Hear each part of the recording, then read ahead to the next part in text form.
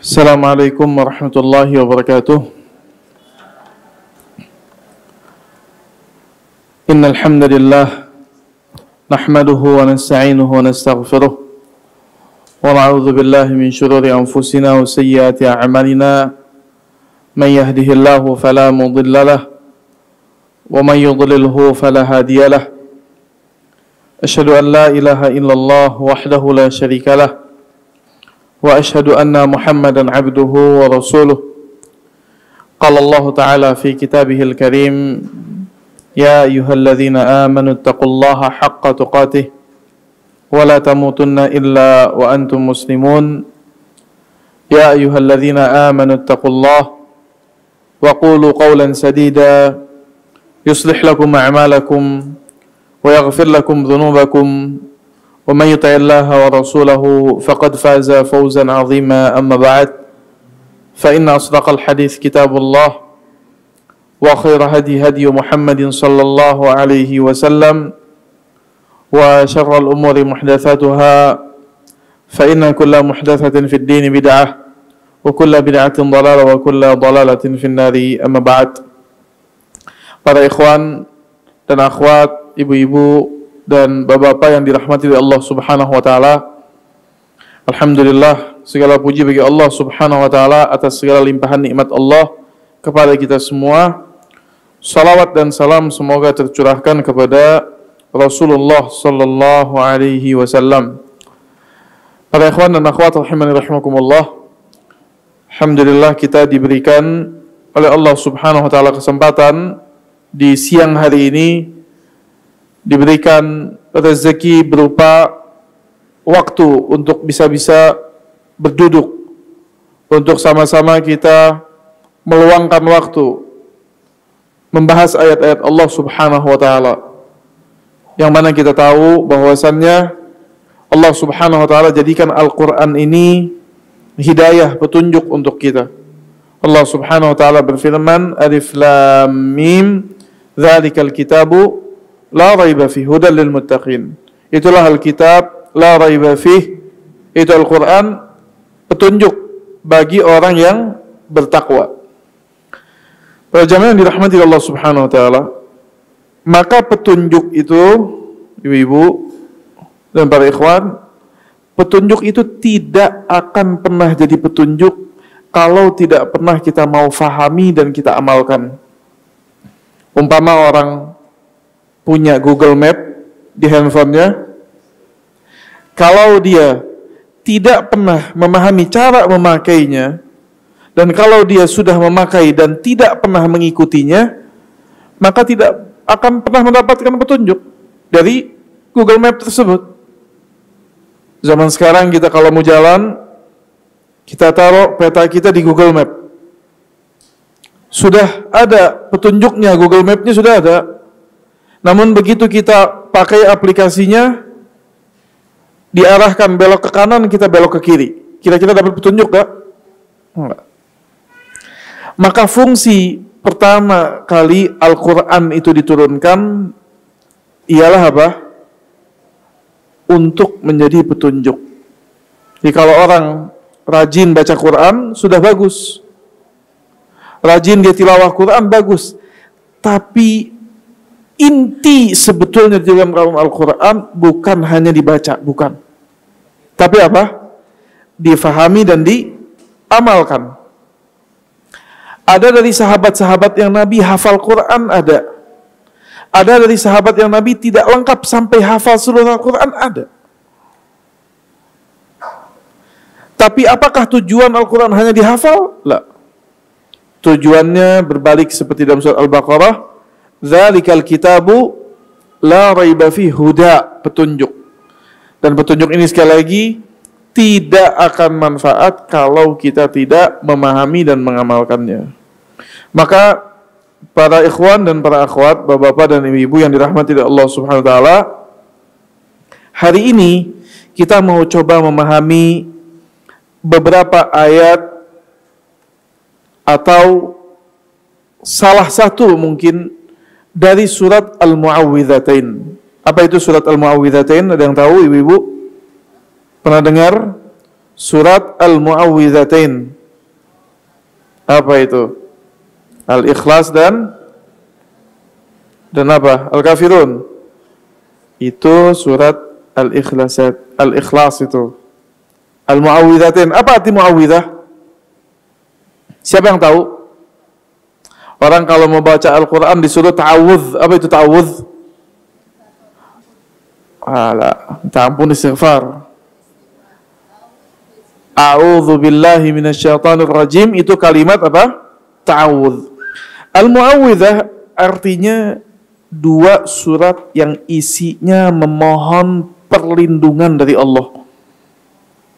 Ya, seseorang ya ta'awwadz, kalau mau baca Quran disuruh ya ta'awwadz. A'udzu billahi minasyaitonir rajim, mengucapkan kalimat doa, aku berlindung kepada Allah dari syaitan yang terkutuk. Artinya minta perlindungan. Di dalam syariat kita ada isti'anah, ada isti'adzah, ada istighatsah. Apa bedanya? Allah berfirman, iyyaka na'budu wa iyyaka nasta'in. Kepadamu kami menyembah, kepadamu kami minta apa? Tolong. Hanya padamu kami menyembah dan hanya padamu kami minta tolong. Apa bedanya minta tolong dan minta perlindungan? Minta tolong itu umum. Dalam semua perkara itu minta tolong. Minta tolong diberikan taufik kehidupan di dunia, di akhirat, minta tolong. Kalau minta perlindungan, kata para ulama, terhadap sesuatu yang belum terjadi. Belum terjadi. Tapi potensi keburukan itu ada. Makanya orang kalau mau baca Al-Quran, kalau kita buka tafsir Ibnu Katsir, ketika mau menafsirkan surat Al-Fatihah pertama, setelah muqaddimah, diberikan dulu pemahaman terhadap hukum beristi'adzah sebelum baca Al-Quran. Meminta perlindungan kepada Allah dari gangguan syaitan. Sudah datang gangguannya belum? Karena belum baca Quran. Sebelum baca Quran, dia berta'awudz. Kenapa? Karena mungkin berpotensi kalau dia mau baca Quran, syaitan ganggu dia. Sehingga apa? Sehingga fikirannya dibuat melayang, fikirannya dibuat ke kanan, ke kiri, akhirnya dia malas dan tidak fokus ketika membaca apa? Al-Quran. Sehingga dia berlindung kepada Allah, minta perlindungan sebelum potensi bahaya itu terjadi, minta perlindungan. Ini namanya isti'adzah. Adapun istighatsah, ini enak terang lampunya, ya, masya Allah. Peka ini panitianya. Isti'adzah itu apa? Tadi meminta pertolongan sebelum apa? Terjadi. Kalau istighatsah itu meminta diangkat musibah yang sudah terjadi. Itu istighatsah namanya. Sudah kena musibah. Musibahnya sudah turun. Minta sama Allah, ya Allah, minta diangkat. Itu namanya apa? Istighatsah. Berarti kita sekarang tahu ada isti'anah, minta tolong secara umum. Ada isti'adzah, minta tolong terhadap hal yang belum terjadi, tapi potensi buruknya ada. Saya takut kena musibah, takut kena penyakit, takut kena bahaya, takut kena ini, takut kena itu. Kan minta perlindungan. Maka meminta perlindungan terhadap syai'in au an syai'in, terhadap sesuatu yang mungkin terjadi. Tawaqqu'u husulih. Mungkin apa? Terjadi. Adapun tadi istighatsah meminta diangkat oleh Allah Subhanahu wa taala musibah yang telah apa? Terjadi. Termasuk ketika kita belajar, sekarang lagi belajar nih kajian, kan mau belajar Al-Quran, yang kita belajar apa? Al-Quran. Ustaz, masa mau ibadah, mau baca Quran disuruh minta perlindungan dari syaitan? Harusnya kan syaitannya lari. Salah. Justru kalau kita lagi mau beramal soleh, syaitan apa? Nimbrung. Kita kalau sholat, hadis yang menyatakan syaitan itu lari dari masjid, itu ketika azan. Kalau azan, lari syaitannya. Begitu sholat, justru ada jin, ada syaitan dari jin yang khusus ngeganggu orang sholat. Begitu sholat, rasanya seperti buang angin. Rasanya teringat ini, teringat itu. Begitu takbir Allahu Akbar, mulutnya komat kamit, otaknya kondangan. Ke kanan, ke kiri. Kenapa? Syaitan yang ganggu. Makanya ketika mau baca Quran, Quran ini sumber hidayah. Disuruh minta apa? Perlindungan sama Allah. Itu disyariatkan at-ta'awudz. Dan hari ini kita mau bahas salah satu dari surat Mu'awwidzatain. Ada 2 surat di dalam Al-Quran yang Nabi sifati, Allah subhanahu wa ta'ala turunkan 2 surat ini sebagai surat yang isinya minta perlindungan kepada Allah subhanallah. Surat apa ibu-ibu? Al-Falaq dan An-Nas. Betul. Al-Falaq dan surat apa? An-Nas. Ternyata 2 surat ini surat setelah Al-Fatihah yang paling sering dibaca oleh kaum muslimin. Di antaranya 2 surat ini. Hampir semua kaum muslimin hafal 2 surat ini. Tapi pertanyaannya, apakah semua orang muslimin tahu tafsir makna dari 2 surat ini? Nah ini saya. Seringkali kita hafal, kita faham, tapi kita baca nggak faham. Akhirnya apa? Nggak tahu makna dari apa yang kita baca tadi. Akhirnya mulutnya komat kamit, hatinya apa? Kondangan ke kiri ke kanan, nggak tahu, nggak jelas. Makanya Rasulullah SAW bersabda, terkadang Allah menolak doa dari orang yang hatinya lalai. Lisannya bicara, raganya ibadah, hatinya lalai. Nah, inilah fungsi kita mau belajar memahami Al-Quran. Jadi kalau belajar itu pelan-pelan dari bawah. Jangan muluk-muluk bahas yang besar-besar yang lain-lain yang belum wajib. Ini dulu.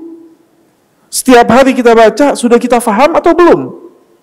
Karena ternyata Ibnu Mas'ud radhiyallahu ta'ala anhu mengatakan, dahulu kami tidak mempelajari 10 ayat dari Al-Quran sampai kami fahami maknanya. Kemudian kami amalkan. Ya. Maka insya Allah kita akan masuk ke dalam tafsir surat Al-Falaq. Mudah-mudahan Allah permudah. Ibu-ibu yang dirahmati Allah SWT, ada beberapa hadis di dalam tafsir Ibnu Katsir, khususnya yang saya pegang ini ringkasan tafsir Ibnu Katsir, yaitu Umdatut Tafsir milik Syekh Ahmad Syakir.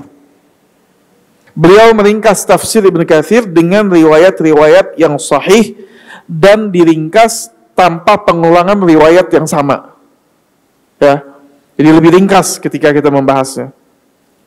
Di antaranya disebutkan hadis tentang surat atau 2 surat ini, Al-Falaq dan An-Nas. Kita akan membahas Al-Falaq insyaallah.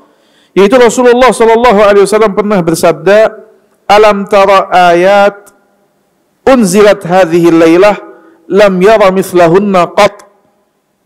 Rasulullah SAW pernah bersabda, tidak pernahkah engkau melihat ayat-ayat yang Allah turunkan, unzilat, yang diturunkan, hadhihi lailah, di malam ini, yaitu saat waktu diturunkan surat ini, lam yura mithluhunna qat, tidak ada yang semisal dengan 2 surat ini atau dengan ayat-ayat ini.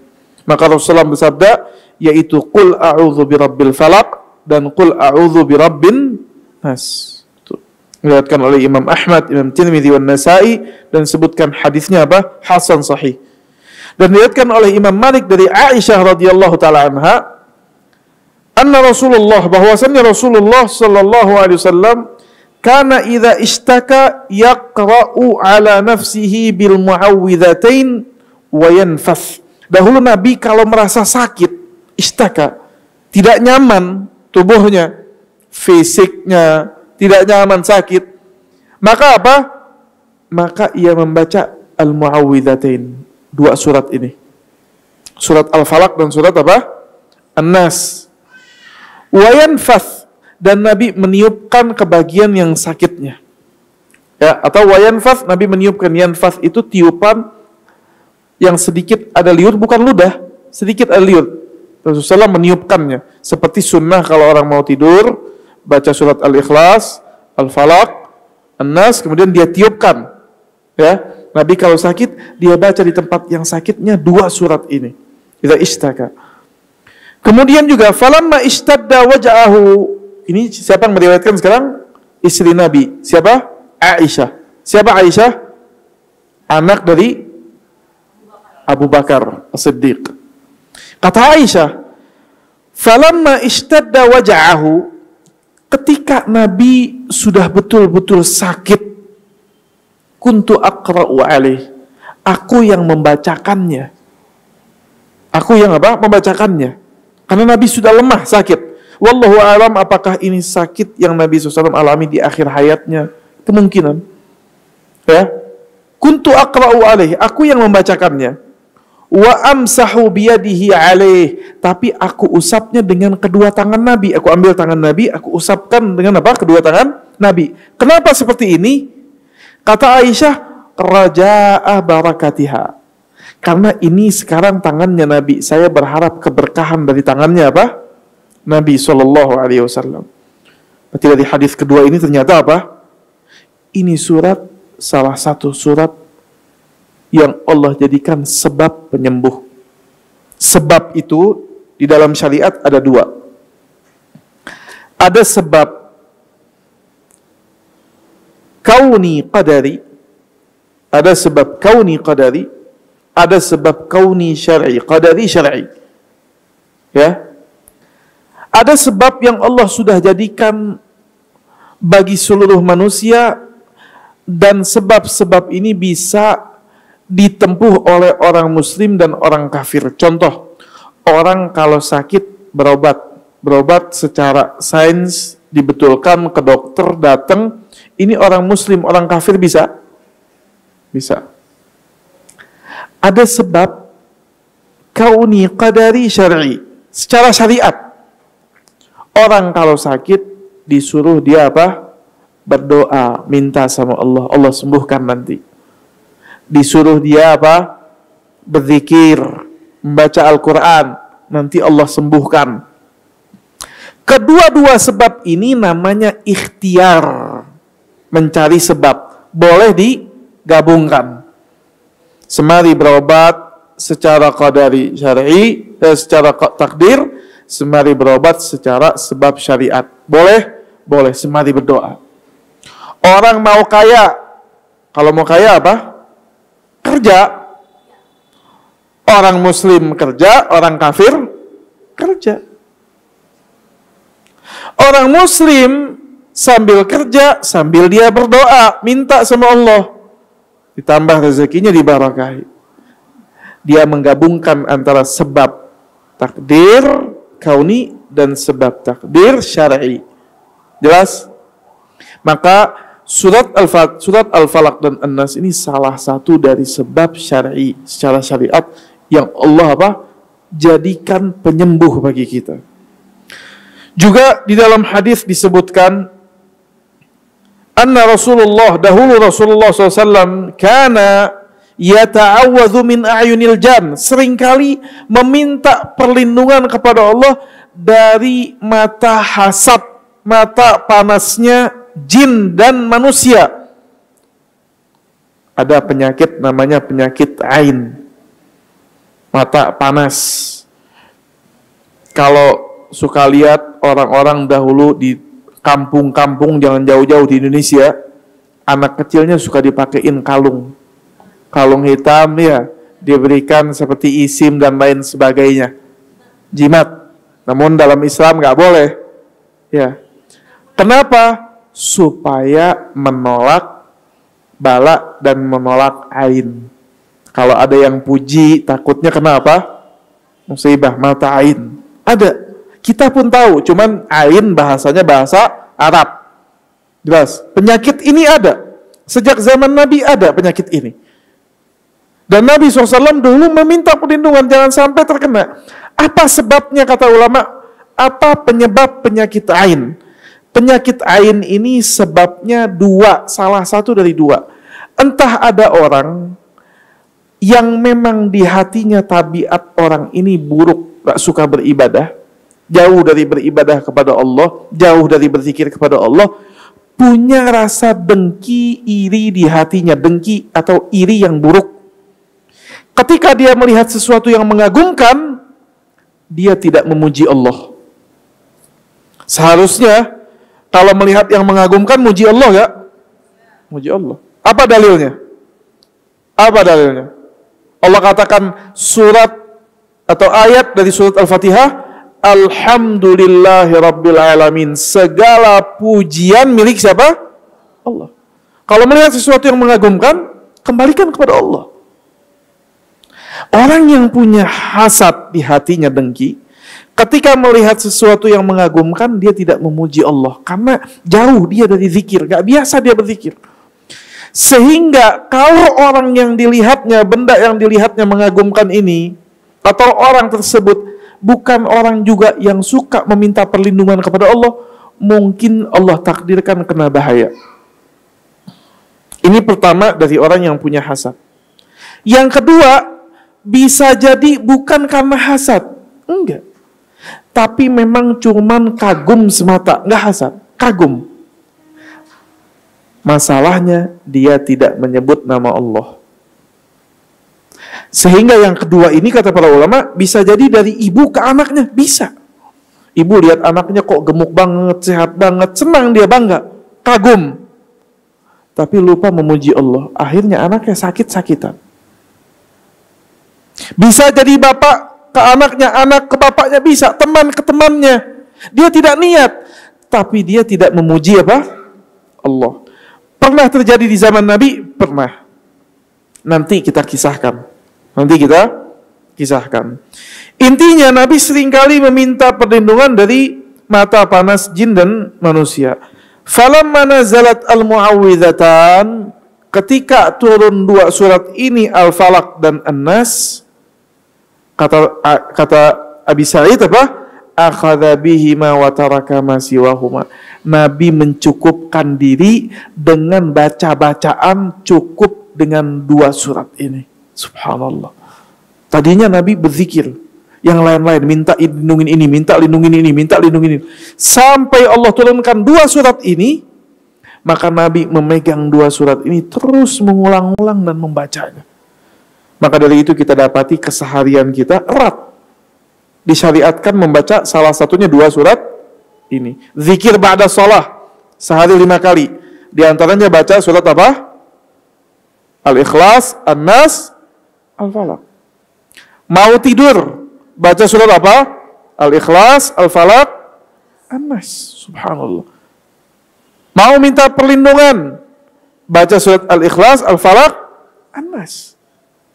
Masalahnya suka dibaca, suka diamalkan, tapi nggak tahu tafsirnya. Nah ini penting. Harus tahu apa maknanya. Maka para ikhwan dan akhwat rahiman rahimakumullah, kita mulai kepada tafsir surat Al-Falaq.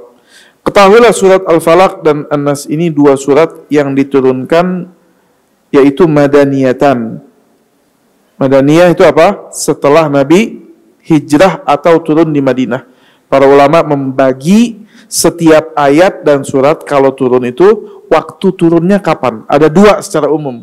Sebelum hijrah Nabi, seudah hijrah Nabi. Kenapa Ustadz? Kok dibagi-bagi begitu? Supaya mereka tidak sembarangan dalam menafsirkan dan memahami Quran. Karena nggak boleh memahami Quran cuma dengan bersandar dengan otak, nggak boleh. Harus ada penjelasannya dari Nabi, harus ada penjelasan dari para sahabat. Kalau mau berpendapat nanti belakangan, pendapat kita belakangan, di paling ujung. Harus sesuai bagaimana Nabi menjelaskan ayat ini, apa maksud ayat ini diturunkan, apa kejadian, sabab nuzul ayat ini. Sehingga para ulama membaginya menjadi dua. Surat yang turun sebelum hijrah, surat yang turun setelah hijrah. Apa bedanya? Kata para ulama, umumnya surat yang turun sebelum hijrah isinya tentang pengokohan iman. Bahasnya tentang beriman kepada Allah, beriman terhadap hari kiamat, beriman terhadap hari kebangkitan, hari hisab. Ini sebelum hijrah, 13 tahun sedikit syariat. Puasa, haji, zakat, itu nanti. Begitu Nabi hijrah ke Madinah, barulah banyak syariat-syariat mulai diturunkan. Kata Aisyah, dari hikmahnya, Kalau seandainya dulu baru turun Islam langsung banyak syariat, mungkin orang berat jalankan. Tapi setelah ditempa keimanan, ditempa keyakinan, tahu konsep akidah yang betul, begitu datang kewajiban, mudah dijalankan.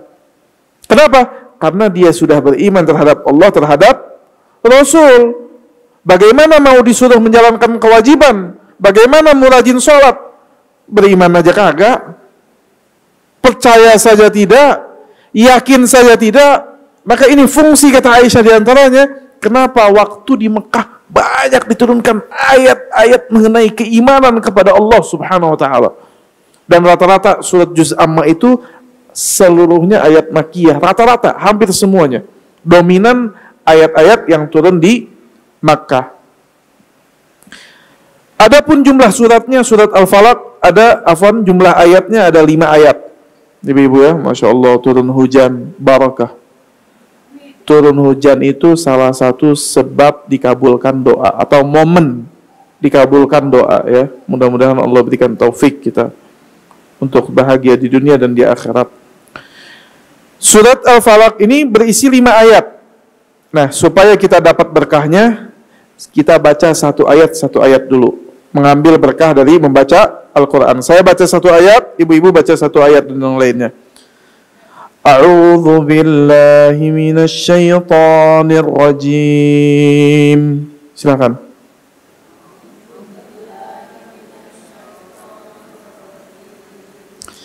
Bismillahirrahmanirrahim.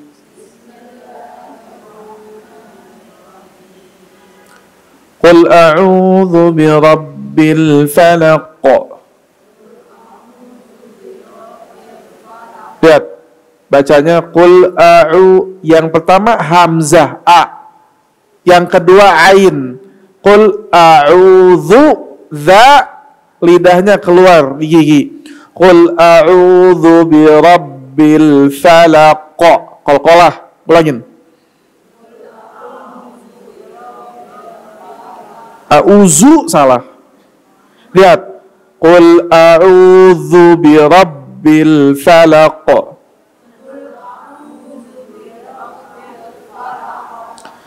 Ayat kedua, min syarri ma khalaq. Nah, mulutnya dibuka. Min syarri ma khalaq. Wa min syarri ghasiqin idza waqab.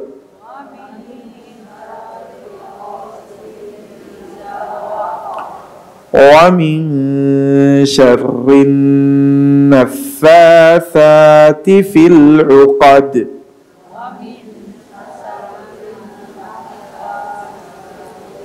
Ulangin, ditahan dulu, lihat. Wa min syarrin naffatsati fil 'uqad.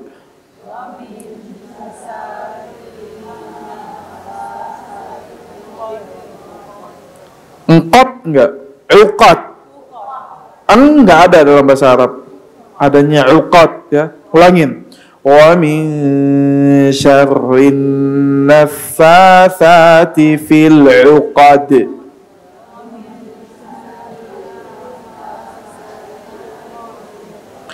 Wa min syarri hasidin idza hasad.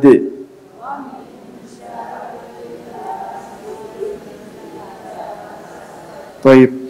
Ibu-ibu dan bapak-bapak, itulah 5 ayat dari surat Al-Falaq. Adapun ayat pertama yaitu firman Allah, "Qul," katakan wahai Muhammad, dan ini perintah. Ini menunjukkan amanatnya Nabi.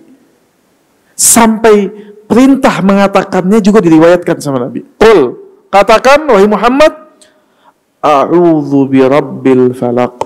Aku berlindung terhadap Rabb. Apa itu Rabb? Allah punya Asmaul Husna. Ada nama Allah, Allah Ar-Rahman, Ar-Rahim, Ar-Rabb. Apa bedanya ya Allah dan ya Rabb? Apa bedanya? Apa ya Rabb? Apa artinya Rabb?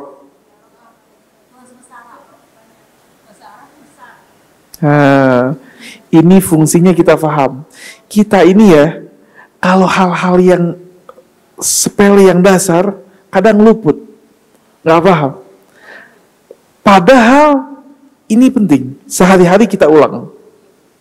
Kalimat Ar-Rabb artinya dalam bahasa Arab, ini nama dari nama Allah, yang mengatur alam semesta. Mengatur. Yang menciptakan, memberi rezeki, mengatur. Dalam bahasa Arab, kepala rumah tangga disebut Rabbul Bait, yang mengatur rumah tangga. Maka Allah berfirman, "Qul," katakan wahai Muhammad, perintah dari Allah, "A'udzu birabbil falaq." Aku berlindung kepada Rabb yang menciptakan, memberi rezeki dan mengatur. Al-falaq, birabbil falaq. Apa itu falak? Waktu. Kalau lihat terjemahnya, waktu subuh. Ustaz, apa hubungannya kok tiba-tiba? Kenapa kok minta perlindungan kepada Rabb waktu subuh? Kenapa nggak waktu zuhur aja? Kenapa nggak waktu asar? Subhanallah, lihat. Ini fungsinya belajar tafsir. Ya, ini fungsinya belajar tafsir. Baca terjemah saja, nggak kegambar apa maksud ayat ini. Al-falaq, kata para ulama, sebagian mengatakan maknanya waktu subuh. Wa qala al-Ufi an Ibni Abbas, berkata al-Ufi dan Ibni Abbas, as-subuh wa ruwiya an Mujahid wa Sa'id ibn Jubair wa qala kata hadha qala Ibn Zaid wa Ibn Jari hiya ka qawlihi faliqul isbah. Allah berfirman dalam surat Al-An'am ayat 96, faliqul isbah. Falak itu atau falik bisa bermakna membelah. Faliqul habbi wan nawa dalam ayat lain, Allah yang membelah biji-bijian. Falik ini dalam bahasa Arab kata artinya membelah. Kok tiba-tiba bisa jadi subuh? Iya, karena ibu-ibu kalau mau sholat fajar, mau sholat subuh, ngelihat tanda waktu sudah datang sholat subuh itu apa? Hatta yatabayyanu khaytul abyadu minal khaytil aswadi minal fajr. Langit itu gelapnya malam dibelah dengan cahayanya fajar. Subhanallah. Iya. Tanda masuk waktu fajar, kita sekarang enak dimanja pakai jam, perkiraan jam segini, jam segitu. Menentukan jamnya ini, itu ngelihat, diprediksi.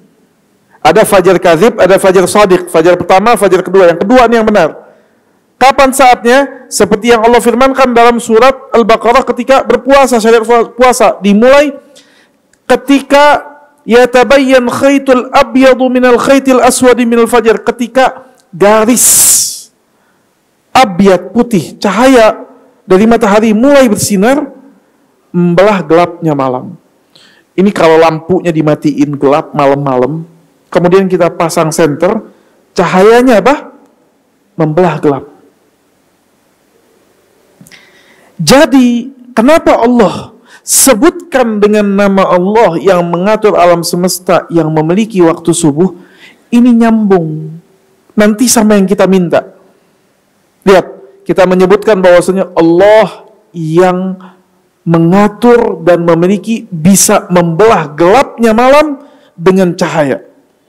Aku berlindung kepada Allah yang bisa membelah gelapnya malam dengan apa? Cahaya dari Allah subhanahu wa ta'ala, cahayanya matahari.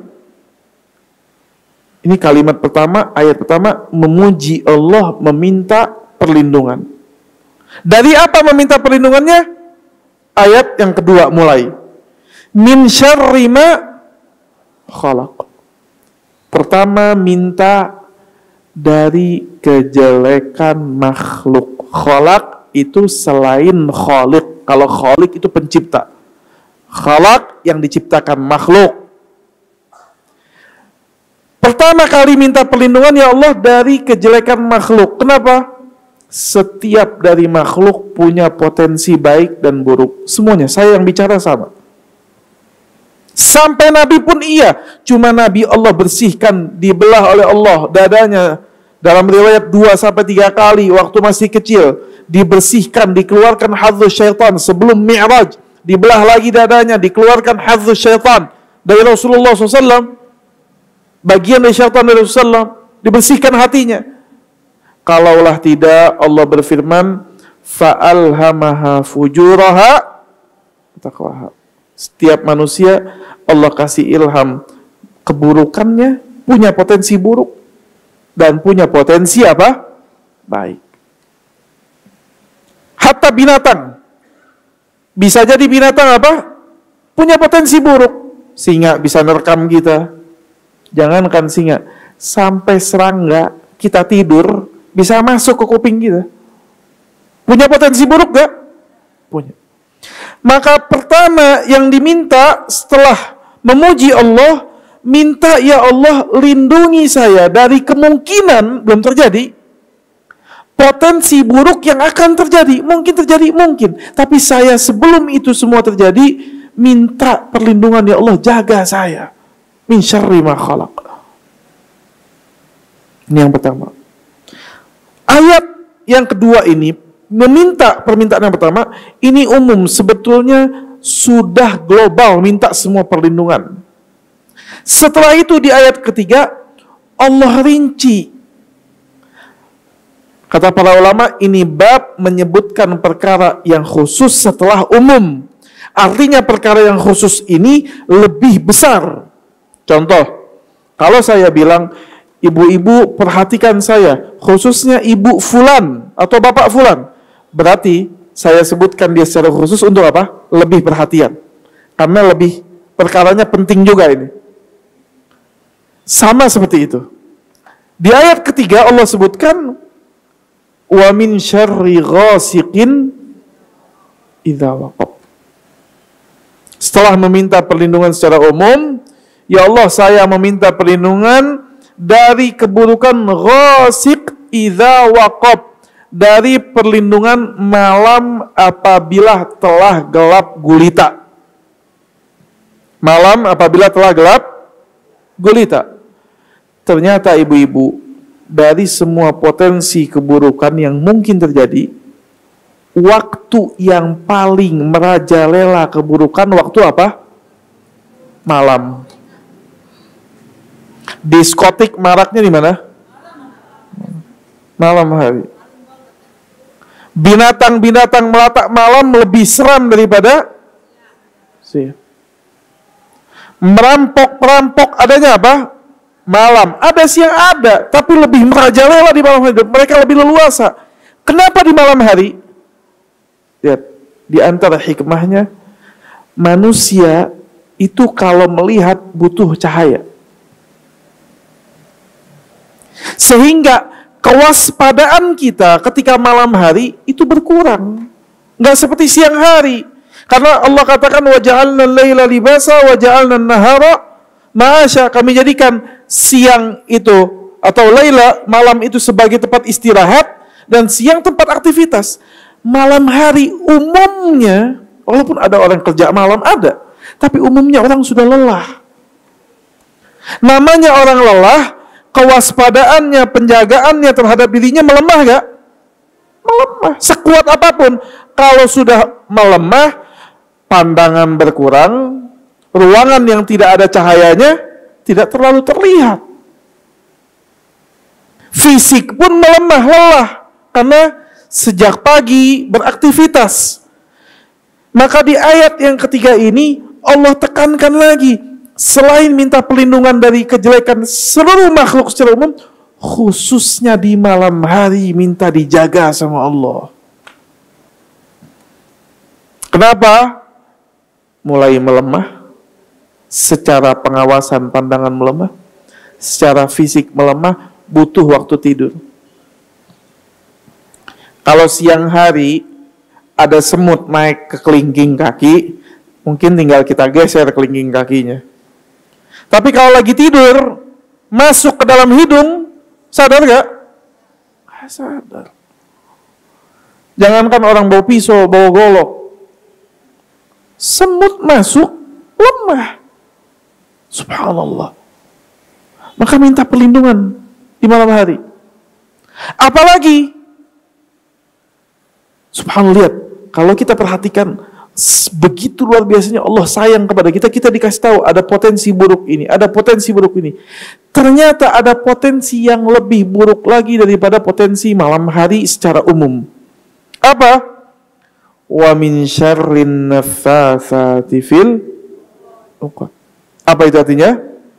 Dan dari kejelekan penyihir-penyihir, wanita-wanita yang penyihir yang meniup tali apa? Buhul. Wa min syarrin naffatsat, naffatsat itu apa? Tiupan tadi. Fil uqad, yang meniup tali buhul. Uqad itu tali yang diikat, ikatan uqdah. Tali diikat, ditiup-tiup sama dia, dibacain. Siapa ini? Dukun yang menyantet, yang mengirimkan sihir, bermuamalah dengan jin. Gak boleh bermuamalah dengan jin dalam Islam. Bermuamalah untuk menyihir orang dan lain, belajar sihir, gak boleh, kufur.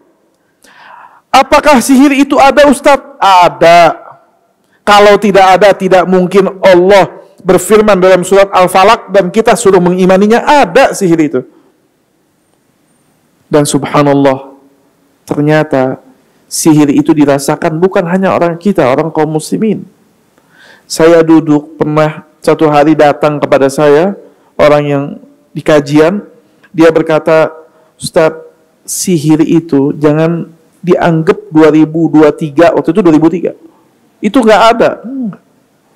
Justru yang bermain sihir banyak itu kadang-kadang di kalangan elit saat main sihir. Di perusahaan-perusahaan besar, karena rebutan jabatan, iri, ingin mendapatkan jabatan, terkadang bermain sihir. Dibuat saingannya tidak betah di perusahaan. Dimasukkan dalam minumannya sesuatu, dimasukkan dalam kantornya sesuatu, keyakinan-keyakinan. Dan yang datang bicara sama saya termasuk orang yang terganggu, sampai keluar dan resign dari kerjaannya karena tidak sanggup disihir. Ada gak? Ada, subhanallah. Karena itu ada, Allah ajarkan. Dan Allah katakan itu haram dan disuruh kita minta perlindungan kepada siapa? Allah. Seperti khomer, bir itu. Ada gak manfaatnya? Allah bilang ada. Tapi apa? Haram. Gak boleh. Wa ismuhuma akbaru min naf'ihima. Begitu juga sihir. Ada dampaknya? Ada. Dengan seizin siapa? Tentu dengan seizin Allah. Tidak mungkin terjadi tanpa seizin Allah. Tapi Allah haramkan dan Allah suruh kita minta perlindungan kepada Allah. Apa itu sihir? Secara bahasa, sihir itu ibaratun amma khufiya wala tufasababuh, kata ulama. Sihir itu sebuah perkara, gambarannya amma khufiya, yang tidak terlihat kasat mata. Wala tufasababuhu, sebabnya itu halus, betul-betul la tufasababuh. Tiba-tiba orang sakit. Tiba-tiba orang suami istri bertengkar. Tiba-tiba nggak ada angin, nggak ada hujan, gelisah hatinya. Siapa yang membantu orang dalam muamalah sihir? Jin. Kenapa diharamkan? Karena jin tidak akan membantu kecuali setelah menjadikan budak-budaknya mereka kafir kepada Allah. Diberi syarat, mau minta bantuan jin, dibantu sama jin. Tapi diberi syarat. Kalau dia tidak beriman, disuruh melakukan perkara kufur, jelas-jelas kufur. Kalau dia beriman, pinter setan. Disuruhnya apa? Puasa. Bagus gak puasa? Tapi puasanya puasa mutih khusus. Di hari Jumat Kliwon. Apa ada syariatnya? Ada.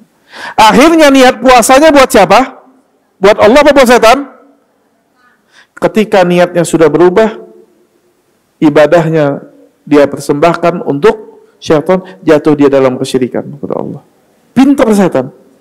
Karena orang ini beriman, kalau disujud kepada selain, suruh sujud kepada selain Allah, gak mau. Digoda. Disuruh nyembelih kurban. Bagus gak kurban? Kemarin kita habis kurban. Bagus. Tapi kurbannya bukan untuk Allah. suruh kurban ayam hitam di malam Jumat Kliwon. Buat siapa ini? Buat Allah atau buat setan? Setan. Kata Allah, yang nyampe bukan darahnya, bukan dagingnya. Yang nyampe apa? Niat. Ketika niatnya bukan kepada selain Allah, maka dia jatuh ke dalam perbuatan apa? Syirik. Karena jin hakikatnya tidak akan bantu manusia kecuali manusia telah kufur kepada Allah. Makanya diharamkan sihir oleh Allah. Ustadz, sihir itu kan hebat, di luar kendali Allah. La, salah. Di bawah kendali Allah. Dia terlihat hebat di mata kita karena jin itu tidak terlihat. Contoh, saya kasih contoh ya ibu-ibu. Ya, kalau saya bilang di zaman sekarang, ya, di belakang tembok ini nih, di belakang masjid ini, ada 3 orang sedang ngobrol. Dilihat, oh betul, ada 3 orang sedang ngobrol. Orang bilang, wah hebat, sakti. Padahal tadi saya video call. Ngelihat. Atau saya telepon orang, di belakang sana kasih tahu, ada 3 orang. Ketika sebabnya saya beritahu, jadi hebat gak? Enggak. Sama, dukun yang muamalah sama jin seperti itu. Ketika dia mengabarkan kabar, mengirimkan santet, hakikatnya bukan kirimkan dia yang kirimkan. Dia muamalah dengan jin, karena kita nggak lihat jin. Jinnya kirimkan ke temannya yang di sana. Teman yang di sana yang ganggu orang yang di santet atau di sihir. Karena dari keunikan ciptaan Allah yang bernama jin, kalau ular bisa jalan dengan perutnya, ya, macan bisa nerekam, kan masing-masing. Ikan bisa berenang, burung bisa terbang. Jin, dia adalah jin. Kata Rasulullah, ya jiri majrad dam bani Adam, dia bisa masuk aliran darah anak Adam, ditahan darahnya, dibuat hatinya gelisah, diganggu dia, diberikan was-was. Siapa yang kerjain? Jin. Makanya Allah kasih tahu di ayat keempat ini cara praktek dari dulu dan sampai hari kiamat kurang lebih seperti ini. Bagaimana caranya? Yaitu wanita-wanita tukang sihir, kata Allah, kebanyakan yang melakukan ini wanita. Mereka mengikatkan tali sihirnya dengan benda yang identik dengan orang yang mau disihir. Kenapa? Ngasih alamat ke jinnya. Ini nih orang yang saya mau santet, diikatkan saja. Kemudian dia bacakan mantra-mantra yang jin tadi ajarkan. Sehingga jinnya tahu siapa yang mau diganggu. Jelas sampai sini Ibu? Ya. Ini sihir. Min syarrin naffatsati fil uqad. Ustadz, saya kurang terima Ustadz. Kenapa kok perempuan yang disebut yang banyak? Emang nggak ada dukun laki-laki? Ada. Tapi dari dulu dominan perempuan. Saya mau tanya, yang dominan itu nenek sihir apa kakek sihir? Sihir. Itu. Subhanallah. Jadi nggak perlu berdebat. Yang dominan itu apa? Nenek sihir. Kenapa? Karena perempuan lemah. Lemah secara apa? Dia mengedepankan perasaannya. Ketika ada hal yang terjadi, kadang perempuan itu lupa. Karena perasaannya dia menghalalkan segala cara. Jelas ya? Maka ternyata yang ketiga yang Allah suruh minta perlindungan, wa min syarrin naffatsati fil uqad. Meminta perlindungan dari penyihir yang meniupkan tali buhul-buhul. Kalau bahaya di malam hari itu datang perampok, kita masih bisa taruh satpam, masih taruh CCTV. Kalau yang datangnya sihir, satpam mana yang bisa? Nggak kelihatan.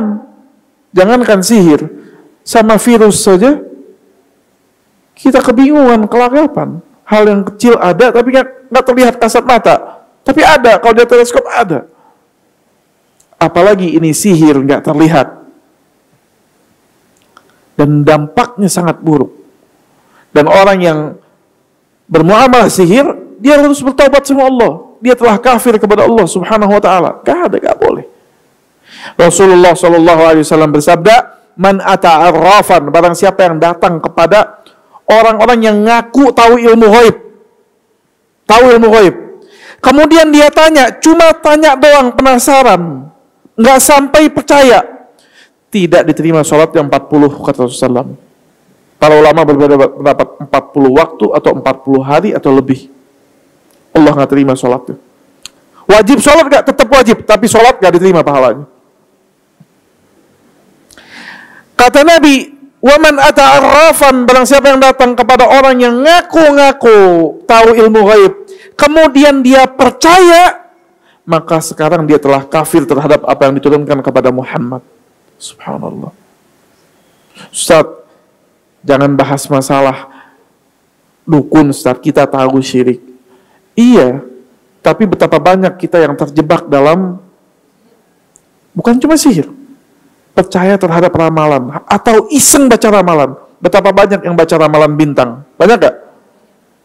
Anak-anak kita baca ramalan bintang. Bukankah ramalan bintang ini iddia ilmu ghaib? Mengaku-ngaku tahu perkara yang gaib? Iya. Bayangin, datang saja tidak percaya, tidak terima sholat 40 waktu. Ini perkara akidah.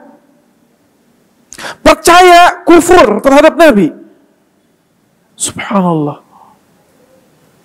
Ustaz, kalau ramalan cuaca bagaimana? Beda. Ramalan itu ada dua. Ada ramalan prediksi berdasarkan perkara yang memang bisa dicerna dengan akal, itu pun ramalan, belum tentu pasti. Ada ramalan iddia ilmu ghaib, mengaku-ngaku perkara gaib tahu. Ini yang nggak boleh. Kalau ramalan prediksi cuaca apa? Seperti ramalan waktu sholat. Waktu sholat, 1 tahun waktunya kita sudah punya jadwal sholat 1 tahun. Memang pasti itu, menit segitu langsung subuh. Kan belum tentu juga. Barangkali 1 waktu enggak.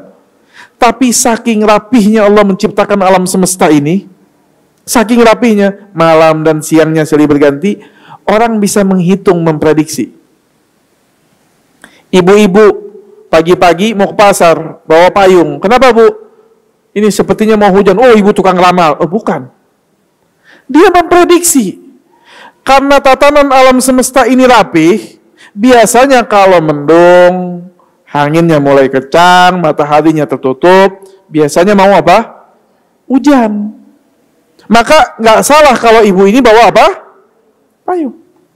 Nantinya hujan atau tidak, itu takdir siapa? Allah Subhanahu wa ta'ala. Jelas? Itu perkara ketiga dalam ayat keempat yang diminta. Ini kayaknya ini udah paling buruk nih kejelekan di malam hari. Subhanallah, tidak. Ternyata ada yang lebih jelek lagi daripada sihir. Apa itu? Di ayat terakhir kelima Allah berfirman, "Wa min syarri hasidin idza hasad." Subhanallah. Dari kejelekan hasid. Hasid ini bukan sifat, tapi sudah pelaku. Pelaku orang yang hasad. Kalau hasad sifat. Hasid sudah apa? Pelakunya. Wa min syarri hasidin, dan berlindung dari orang yang hasid, yang hasad. Kalau sudah hasad, idza hasad, sudah menarget orang yang dihasadi. Karena penyakit hasad ini hampir dari semua kita berpotensi, kecuali dia yang minta perlindungan kepada Allah. Lihat. Penyakit hasad ini adalah penyakit iri hati yang tidak dibarengi dengan keimanan. Iri boleh gak? Boleh iri gak? Boleh. Gak mungkin kita nggak iri. Sifat manusia itu melihat sesuatu yang bagus, pengen gak? Pengen. Lihat orang bajunya bagus, ya Allah, pengen punya baju bagus. Lihat orang subhanallah berangkat umrah, berangkat haji, pengen. Lihat orang kerjaannya bagus, pengen. Lihat orang punya banyak uang, pengen gak? Pengen. Gak ada orang gak pengen. Iri itu wajar. Tapi orang hasad itu bukan iri, dengki. Orang hasad itu dengki, bukan cuma iri. Apa itu dengki? Iri yang jelek. Apa Apa? Kenapa kok dia bisa dengki? Orang yang dengki pada dasarnya dia tidak beriman terhadap takdir Allah, kurang keimanan terhadap takdir Allah. Dia merasa Allah tidak adil dalam pembagian rezeki. Itu orang yang dengki. Awal mulanya ada masalah terhadap keimanan. Kalau dia melihat nikmat saudaranya, dia beriman Allah itu adil, dia tidak akan dengki. Itu rezeki si fulan. Kalau saya mau, saya bisa minta kepada Allah, karena yang memberi rezeki si fulan, Tuhan yang sama yang memberi rezeki siapa? Saya. Tinggal minta, tinggal usaha. Tapi orang yang dengki, dia nggak bisa faham seperti ini. Dia merasa apa? Tidak adil. Orang kalau sudah dengki, kata Ibnu Qayyim, hasad ini ada dua. Nah, ini fahami, catat nih. Ada dua hasad. Ada hasad yang cuma menyakiti dirinya sendiri. Orangnya yang punya penyakit hasad, dia sendiri yang tersakiti, orang lain tidak. Ini jenis pertama, ini yang paling ringan. Orang yang dengki, yang merasa Allah tidak adil dalam pembagian rezeki, dia keluar dari rumah, kalau lihat orang dapat nikmat, bawaannya sumpek aja. Sebel aja. Merasa, kok nasib saya buruk, kok nasib saya jelek. Akhirnya mau berusaha malas, memang saya sih sudah takdirnya nasibnya jelek. Mau beramal malas. Kenapa? Karena hatinya nggak bersih. Kurang dia beriman terhadap Allah. Kurang dia mengimani keadilan Allah. Ini paling rendahnya sifat dengki. Yang rusak siapa? Dirinya sendiri. Keluar karena sumpek, merasa terpuruk hatinya, darahnya naik, kolesterolnya naik, gulanya naik, pagi-pagi sudah naik semua. Lihat ini, lihat itu, waduh saya sedih benar nasibnya. Maghrib kena stroke. Yang celaka siapa? Dirinya. Subhanallah, orang lain keluar dengan hati bersih, nggak ada dengki sama orang, dia berusaha bekerja, padahal mungkin nggak punya, lagi susah, tapi hatinya bersih, berharap kepada Allah, harapannya tinggi, berusaha berikhtiar, dapat rezeki sedikit pulang senang, alhamdulillah bisa makan, insya Allah besok dapat lebih. Beriman. Dia tidak.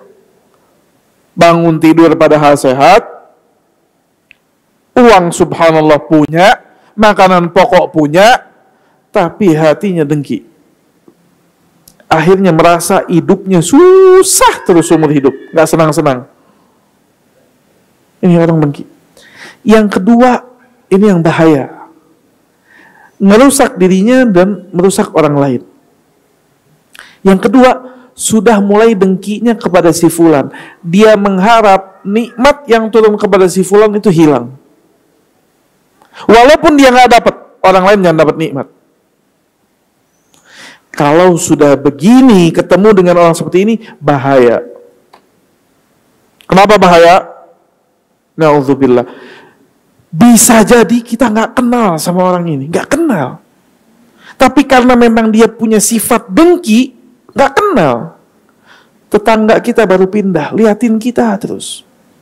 Oh, orang ini mobilnya bersih terus, dengki. Minimal keburukan yang kita dapat kalau lihat kita sinis. Bisa bertambah beranjak, bisa. Iseng suruh orang gores itu mobil. Mulai kepada tindakan. Ambil paku, gores mobilnya. Senang sudah. Lihat, apa subhanallah faedah yang dia dapatkan dari gores mobil orang. Ada. Cuman pulang senang. Tergores mobilnya. Bisa naik tingkat, bisa. Datang ke dukun, dikirimkan sihir sama dia. Padahal tidak pernah ngobrol, tidak pernah kenal. Subhanallah. Tapi dengki ini bahaya. Kalaupun kita berbaik-baik, tetap saja serba salah. Tidak ditegur dibilang sombong, ditegur dibilang munafik. Serba salah. Mau ngapain pun salah. Kenapa? Maka kita berlindung kepada Allah dengan membaca surat apa? Al-Falaq. Ini bahaya orang yang apa? Hasidin idza hasad. Orang yang hasid, di hatinya ada penyakit apabila sudah hasad. Atau juga bisa masuk ke dalam ain ayat ini. Kenapa? Kita katakan tadi ain sebabnya dua. Kalau tidak karena kagum tidak menyebut nama Allah, atau kagum dan orangnya punya penyakit apa? Hasad, ain. Pernah terjadi hal ini, pernah Sahal ibn Hanif, seorang sahabat Nabi, satu hari sedang safar di perjalanan. Orang kalau dulu perjalanan di padang pasir, enggak kayak gini. Padang pasir di Mekah sampai sekarang, di Arab Saudi sana, ada padang gurun, padang batu. Itu kalau perjalanan dari satu kota ke kota, bukan kayak kita. Mungkin di kita kebanyakan, alhamdulillah, sepanjang perjalanan itu ada pemukiman. Mereka enggak, keputus. Padang pasir lepas. Ada lagi nanti kampung, ada lagi nanti kampung. Kalau sedang safar, nyari air sulit. Mau ke kamar mandi, mau mandi sulit. Akhirnya mungkin mereka mandi, Sahal mandi berbarengan dengan Amir ibn Rabi'ah. Itu tuh mungkin mandi sewajarnya. Mereka mungkin lap badannya, ya, dengan auratnya yang ditutup, karena syariat menyuruh tutup aurat. Laki-laki itu aurat cuma dari pusat sampai apa? Sampai dengkulnya. Ketika Sahal membuka bagian atas bajunya mungkin, ya, atau membuka pakaiannya, Sahal ini pria yang badannya bagus, putih, bersih. Amir ibn Uqbah kaget, kagum, bagus betul badannya. Seketika Sahal pingsan. Subhanallah, lihat. Seketika pingsan. Padahal ini sahabat dengan sahabat. Kagum, tidak nyebut nama Allah. Maka ketika pingsan, sahabat yang lain bawa Sahal kemana? Ke Rasulullah SAW, minta Rasulullah SAW doakan, atau minta Rasulullah SAW, mintakan Rasulullah kesembuhan, diruqyah. Kata Nabi, kenapa? Apa sebabnya? Disebutkan. Tadi dia mandi. Amir ibn Uqbah, Amir ibn Rabi'ah, kagum, tidak menyebut nama Allah. Maka Rasulullah marah. Kata Rasulullah, apakah engkau mencelakai saudaramu? Tidak menyebut nama Allah. Apabila salah seorang kalian melihat kagum terhadap saudaranya muslim, falyubarik lahu, katakan barakallahu fik, semoga Allah memberkahkan kamu. Balikkan kepada Allah, memuji Allah. Masya Allah, la hawla wa la quwata illa billah. Memuji Allah. Maka Nabi apa? Akhirnya meruqyah dan memandikan Sahal dengan apa? Air dari wudu dari apa? Uqbah atau Amir ibn Rabi'ah. Ini menunjukkan ain itu apa? Hak. Karena ain, orang hasad itu ada. Sekarang kita di zaman yang media sosial itu nyebar luas. Seharusnya kita cerdas-cerdas, punya anak lucu, punya cucu lucu, foto masukin media sosial, foto lagi masukin media sosial. Kalau tidak perlu, tidak usah. Kenapa? Kasihan ini anak yang masih polos. Tidak semua orang yang melihat gambar anak dan cucu kita itu bersih hatinya dari hasad. Minimal seseorang kalau punya kesenangan itu jangan banyak-banyak pamer, nge-share. Cerita kesenangan itu boleh disyariatkan secara umum. Cerita kesenangan itu dua. Orang datang kepada kita ditanya, bagaimana kehidupan Anda? Alhamdulillah secara umum. Saya diberi rezeki sama Allah, senang, alhamdulillah sehat secara umum. Nggak usah cerita kemarin dapat 2 miliar rezeki, 3 miliar. Belum tentu yang diceritain keadaannya sedang enak. Barangkali lagi susah nih yang diceritain temennya. Dibagi enggak, diceritain iya. Akhirnya kena mata. Kata para ulama, menceritakan nikmat secara detail itu pilih-pilih orang. Jangan ceritakan kecuali kita tahu orang ini senang ketika kita senang. Ibu kita senang ya. Kalau kita cerita mau bagi sih masih nggak apa-apa. sudah tidak bagi cerita. Subhanallah, temennya kebetulan lagi terlilit hutang memang. Dengar cerita dia dapat duit ratusan juta, 1 miliar. Enak betul si fulan. Kita nggak tahu hati orang sedang diuji oleh Allah. Maka apa? Seorang harus cerdas dalam menceritakan nikmat. Termasuk menceritakan nikmat ini nge-share. Harus cerdas. Jangan sampai dirinya sendiri yang mengundang orang-orang hasad dan mengundang ain terhadap apa? Dirinya. Wallahu a'lam, ibu-ibu dan bapak-bapak, sedikit dari bapak-bapak, itu yang bisa kita maknai atau kita baca dari tafsir Ibnu Katsir dari surat apa? Al-Falaq. Dari surat Al-Falaq. Adapun insyaallah kalau Allah beri kemudahan kita bertemu lagi atau nanti dengan ustaz yang lain, silahkan teruskan surat apa? An-Nas. Karena ada perbedaan tuh antara Al-Falaq dan An-Nas. Ada perbedaannya ya. Baik. Nanti di selanjutnya insyaallah supaya penasaran. Jadi belajar ya. Baik, saya serahkan kembali kepada panitia, silakan. Mau tanya Ustaz, apa?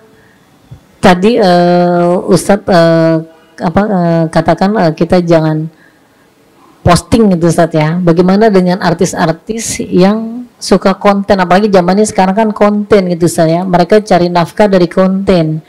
Jadi apa-apa harus taruh di medsos untuk konten karena itu bagian daripada laporan kepada yang endorse gitu loh Ustaz. Nah itu bagaimana Ustaz dengan kondisi seperti itu? Bagaimana hukum kita nge-share? Tadi ada kita singgung jangan nge-share sembarangan. Tergantung niat, tergantung tujuan. Makanya saya katakan tadi tujuannya apa? Contoh, orang marketing punya perusahaan atau punya usaha makan, restoran. Ya cara dia mempromosikannya, dia marketingkan, dia share, dia kasih lihat orang. Kalau tujuannya untuk apa? Promosi, pameran atau marketing, nggak apa-apa. Sambil dia juga meminta perlindungan sama Allah, lihat. Ini kan fungsinya. Orang yang Muslim disuruh dia menghiasi dirinya dengan benteng. Bentengnya itu apa? Zikir kepada Allah. Kalau dia kurang zikir, pas terkena orang yang hasad, kenain. Kalau dia berzikir, maka mungkin apa? Tidak terkenain. Satu sisi kita mendakwahkan, suruh orang yang melihat kenikmatan ini mengucapkan apa? Memuji Allah Subhanahu wa taala, kita berdakwah. Orang laporan dapat dana sumbangan dilaksanakan sumbangannya, dilaporkannya, diberikan laporannya. Boleh gak? Boleh. Gak masalah. Karena memang ini merupakan proses. Jadi apa? Pembuktian. Dilaporkan misalnya dia di posting ini, saya sudah menyalurkan sumbangannya. Ustadz, berkaitan gak dengan ini? Berkaitan kan dengan riya, dengan sum'ah? Dia jaga hatinya, jaga ini. Karena mau tidak mau sekarang dia dalam apa proses laporan. Jadi masih itu usaha. Tapi yang masalah sekarang nggak perlu, nggak ada apa-apa. Duduk. Kalau sesekali, ini setiap hari posting. Sesekali mungkin masih, ini setiap hari. Akhirnya ngundang orang hasad. Minimal ya, bagian pajak tahu, oh nih duitnya banyak, nggak pernah bayar pajak. Dia sendiri yang ngundang. Apa itu dia? Ya, orang yang cerdas itu orang yang tidak memamerkan. Dan di sini ada salah satu syariat apa? Menjaga hati orang di sekitar kita. Enggak semua orang keadaannya seperti kita, enggak. Menjaga perasaan orang, ya. Jadi apa? Lebih baik nikmat itu apa? Kalau memang tidak perlu di-share, lihat. Tidak perlu. Berbalik semuanya kepada apa tujuan, manfaat dan madaratnya. Ditimbang. Seorang muslim yang cerdas, dia menimbang apa manfaat dan madarat dari hal yang dia lakukan. Ya. Silakan.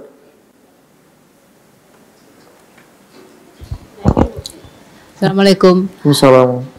bagaimana Pak Ustadz kalau kita pernah dulu datang ke dukun tapi kita tidak mempercayainya, kan katanya sudah termasuk sholat kita tidak terima selama 40 hari. Bagaimana dengan sholat-sholat kita yang tidak terima dulu dengan pertobatan kita sekarang untuk mengganti sholatnya itu Pak Ustadz? Subhanallah.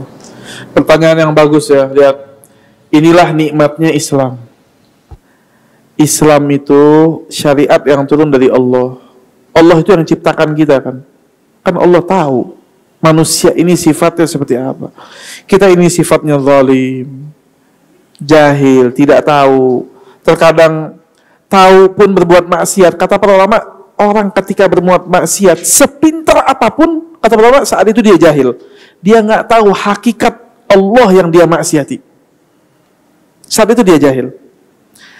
Karena Allah tahu kita ini tempatnya salah, Allah syariatkan taubat. Subhanallah. Allah syariatkan apa? Taubat. Ya. Subhanallah. Allah katakan innal hasanat yudhibna sayyiat. Subhanallah. Sesungguhnya perbuatan baik itu menghilangkan perbuatan buruk. Dan para ulama mengatakan di antara perbuatan baik yang menghilangkan perbuatan buruk itu taubat. Kata Rasulullah, at-taubah tajubbu ma qablaha. Taubat itu menutup dosa yang sebelumnya. Ustaz, dulu saya pernah ini, pernah itu, pernah jatuh ke dalam perdukunan. Taubat, gak terlambat. Semasih Allah kasih kita nafas, umur dan akal masih ada, artinya Allah masih kasih kesempatan, masih sayang. Taubat sekarang. Toh dulu para sahabat hampir semuanya musyrikin. Jangankan ke dukun, syirik. Umar bin Khattab itu termasuk yang gak suka sama Nabi SAW. Tapi ketika dia taubat, selesai. Kenapa? Karena taubat menutup dosa sebelumnya. Tajubbu ma qablaha. Asalkan dia tinggalkan perbuatan itu. Lihat. Dia tinggalkan perbuatan itu. Kemudian apa? Dia betul-betul bertaubat kepada Allah SWT. Dan betapa banyak, ya, betapa banyak luka secara psikologis orang yang bermaksiat menyebabkan dia masuk ke dalam surga Allah. Betapa banyak, kata para ulama. Betapa banyak orang yang bisa bangun di malam hari karena dia teringat dosa-dosanya di masa lalunya. Subhanallah. Karena luka dalam hatinya ini, karena dosa itu beban. Ya, dosa itu beban. Dari mana kita tahu? Ada sebuah kisah, lihat. Ada seorang perempuan dari Qabilah Ghamidiyah di zaman Nabi. Qabilah itu sampai sekarang di Arab ada. Ya, Ghamidiyah. Di zaman Nabi, perempuan ini berzina. Dan dia hamil dari hasil apa? Zina. Subhanallah. Maka dia datang ke Rasulullah SAW dengan perasaan manusia. Sudah dia tahu salah saat ini. Dengan perasaan apa? Dirinya terlumuri dengan dosa. Dia bilang, ya Rasulullah, wahai Rasulullah, aku berzina, ini hamil minaz zina, atau kama qalat. Aku itu hamil dari zina, wahai Rasulullah. Fatahhirni, sucikan aku ya Rasulullah. Berat ini, gak enak, rasa di hati, beban psikis nih gak enak. Nabi kaget. Perempuan ini bicara zina karena pada dasarnya syariat Islam itu rahmah, kasih sayang. Kalau orang buat dosa, dia tidak perlu ngaku. Kalaupun dia mau bertanya hukumnya, cukup dia tanyakan, dia kiaskan, dia tobat sama Allah. Dia perlu ngaku. Jelas ya? Kecuali itu ada muamalah dengan orang lain, ada hak orang lain yang diambil, kembalikan. Karena pada dasarnya syariat Islam ini rahmah. Gak mesti dirajam, gak mesti dicambuk, enggak. Kapan mereka dirajam dicambuk? Kalau perkaranya sudah terangkat ke mahkamah syariat Islam. Artinya sudah jelas ini nampak. Mau tidak mau syariat Allah harus didirikan sebagai pelajaran buat yang lain. Jelas ya? Maka Rasulullah kaget. Rasulullah, coba periksa, apa orang ini gila? Kenapa kok tiba-tiba datang mengaku zina? Ini bisa dirajam. Kalau sudah menikah bisa dirajam orang ini. Diperiksa oleh sahabat, sahabiah mungkin yang lain. Sadar, orang ini normal, wahai Rasulullah. Kata Rasulullah, Sekarang pulang. Karena kamu sedang hamil, pulang. Gak mungkin dididikan syariat Allah sekarang. Sampai nanti kamu sudah melahirkan, nanti datang lagi, sudah. Sudah, berlalu berbulan-bulan. Sudah, para sahabat pun sudah apa? Lupa. Setelah lahir, balik lagi perempuan ini. Subhanallah. Kenapa? Beban psikis. Setiap malam tidurnya karena dia tahu dia mukminah, beriman kepada Allah, cuman memang dia jatuh ke dalam kesalahan. Dia menyesali betul-betul perbuatannya. Dia bilang, ya Rasulullah, saya perempuan yang kemarin hamil dari zina, dan ini anak saya telah lahir. Fatahhirni, sucikan saya ya Rasulullah. Kata Nabi, enggak, pulang. Susui anakmu sampai 2 tahun, baru engkau apa? Kembali lagi. Pulang lagi, subhanallah. Pulang lagi, 2 tahun berlalu. Allahu Akbar. 1 tahun 360 hari. Berapa hari dia? 720 hari. Ternyata waktu itu belum cukup mengobati batinnya dari maksiat yang terngiang-ngiang di kepalanya. Terus dihantui sama penyesalannya dia. Setelah 2 tahun dia bilang, ya Rasulullah, ini anak saya. Sudah saya susui. Saya yang dulu datang, hamil, engkau suruh pulang. Melahirkan, engkau suruh menyusui. Sudah saya susui anak saya. Bersihkan saya dari dosa. Berat dosa. Maka Rasulullah dirikan rajam kepada dia. Saat merajam, salah sahabat mencelanya. Mencela perempuan ini. Maka Rasulullah marah ketika perempuan dicela. Kata Rasulullah, demi Allah, sungguh wanita ini telah taubat. Kalau taubatnya dibagikan kepada ahli Madinah, maka cukup untuk ahli Madinah semuanya. Subhanallah. Ini dosa, ini beban. Betul. Jadi kalau kita pernah berbuat dosa yang, lo ingat sama kita. Kata para ulama, salah satu tips kita konsisten untuk beramal soleh dan meningkatkan ibadah, itu ingat dosa yang lalu. Tapi satu sisi yakin Allah ini maha penerima taubat. Jadi harus seimbang. Rasa takut dan rasa apa? Harap. Gak boleh takut, tidak punya harapan, gak boleh. Karena Allah Ghafur. Allah maha penerima apa? Taubat. Intinya, kalau pernah dulu datang ke dukun dan lain sebagainya, taubat. Semasih belum meninggal dunia dan kita taubat, Allah Ghafur. Allah itu maha apa? Pemaaf. Baik. Ada lagi? Kalau tidak ada kita cukupkan ya. Oh ada, terakhir silakan. Oh sebentar dulu, silakan. Iya. Assalamualaikum Ustadz. Saya mau bertanya. Saya punya satu grup teman. Ada salah satu teman itu semua apa yang terjadi pada dirinya dengan grup lain, dengan teman-teman lain dia posting di grup ini. Nah, saya pribadi kurang suka. Saya bilang kalau bukan yang acara di grup ini jangan diposting. Tapi dia nggak selalu ini. Jadi apakah hati saya itu hasad terhadap dia? Nah, sekarang karena biar bagaimana saya itu melihat dia itu nggak begitu sama dengan melihat teman yang lain gitu Ustadz.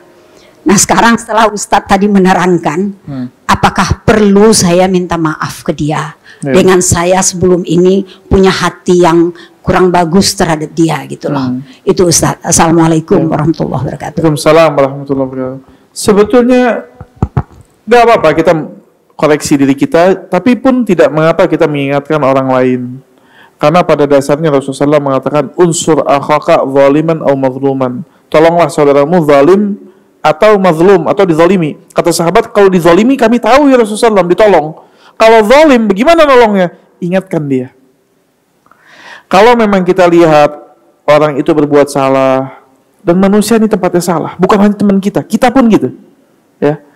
Dan pertemanan yang baik, kata Nabi, pertemanan yang masuk di dalam 7 golongan yang Allah naungi di hari tidak ada kecuali naungan Allah, itu pertemanan yang saling mengingatkan karena Allah. Dia berteman, berkumpul karena Allah dan berpisah karena Allah.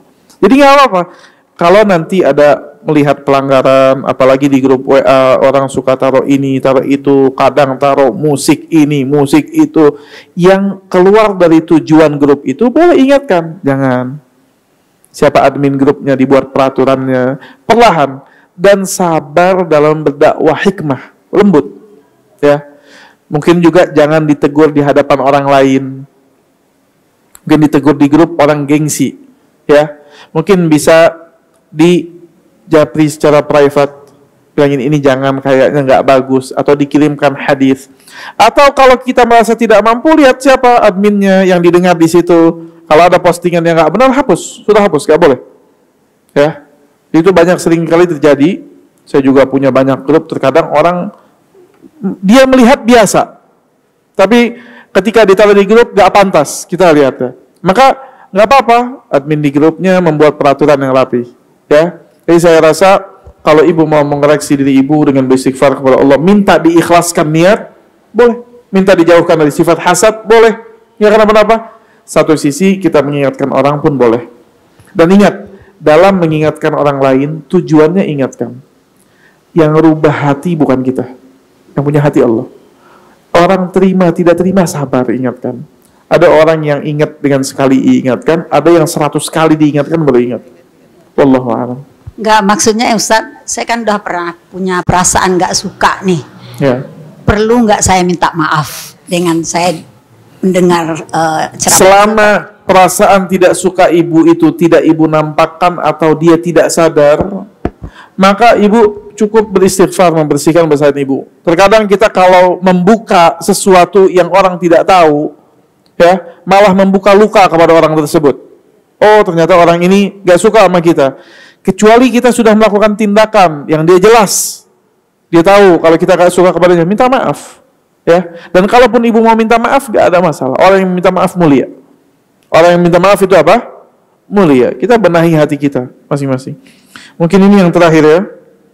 Ustaz, jika kita kagum disertai iri kepada orang yang misalkan bacaan Al-Qur'annya bagus, kita iri dengan dia, apakah orang tersebut akan terpengaruh karena hasad kita? Bisakah tiba-tiba orang yang kita hasad itu kehilangan kemampuannya? Pertama, saya sudah bedakan tadi, iri dengan hasad. Hasad itu mungkin dalam bahasa Indonesia lebih dengki. Iri yang buruk. Kalau iri pengen jadi orang seperti orang yang baik, boleh. Iri dalam hal perkara yang baik, boleh gak? Boleh. Ada orang dikasih harta sama Allah, sedekah sana sini, Masya Allah. Berilmu, manfaat ilmunya sana sini, bacaan Qur'annya bagus, sholatnya baik, mau gitu boleh gak? Boleh. Kata Rasulullah, la hasada illa fitnatain, tidak boleh hasad kecuali dalam perkara dua. Orang dapat harta, kemudian dia pakai hartanya untuk ketaatan kepada Allah, dirinya dipakai ketaatan, dia jaga kesehatannya, dia sedekah kepada orang, bangun rumah tahfidz, bangun ini, bangun itu, boleh. Atau dikasih ilmu dan dia bisa memanfaatkan ilmunya, bermanfaat buat dirinya dan orang lain, boleh. Kalau dengki itu kepada sesuatu yang apa? Buruk. Perkara yang irinya itu buruk. Bisa iri kepada orang bacaan Quran buruk? Bisa. Kalau kita ada hasad, kita pengen dia suaranya hilang, bisa. Suaranya bagus, didoain jadi sember sama dia, walaupun belum tentu kekabul doanya. Iya, ada. Dikasih minuman supaya suaranya rusak. Ada, karena hasad. Bisa jadi, bisa. Maka kita taubat sama Allah Subhanahu wa taala. Kalau memang ini ada dengki di hati kita, lihat. Tapi karena kita kagum semata, bukan karena dengki, maka kita puji Allah. Bisa jadi suaranya rusak, bisa kalau kita nggak puji Allah, bisa. Karena ain itu apa? Hak. Tadi saya katakan bisa jadi dari seorang bapak ke anak. Lihat anaknya kok sehat banget, pinter banget, nggak muji Allah.